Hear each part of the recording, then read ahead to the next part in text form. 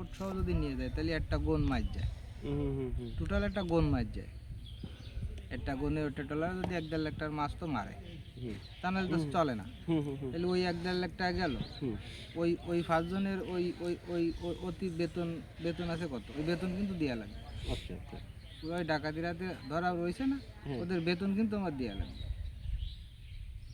এবার এসে ওই ওই ঝামেলায় মনে করেন 5 লাখ টাকা যাবে, যে কোনো লোক বসবে। 2 লাখ নগদ দিছি তাই বলে 2 লাখ না, ওই দেখান তো নর্মালি 5 লাখ টাকার ক্ষতি হয়েছে আমার।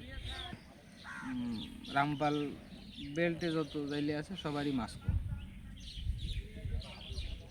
তারপরে হচ্ছে এই যে ওই ঝামেলা।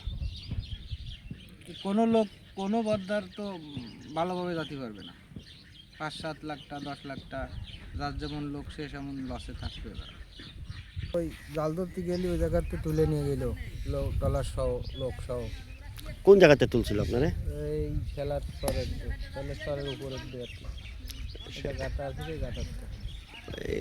মানে সাগর থেকে? হ্যাঁ। ও, কবে নিয়েছিল কবে? তো আরও আগে। তা ছাড়া পেলেন কীভাবে? টাকা পেলাম টাকা দিয়ে। কত টাকা দিয়েছিলেন? 2 লাখ। 2 লাখ টাকা দিতে হয়েছিল? আচ্ছা, ওরা নিয়ে আপনারা কোথায় নিয়ে গেছিল?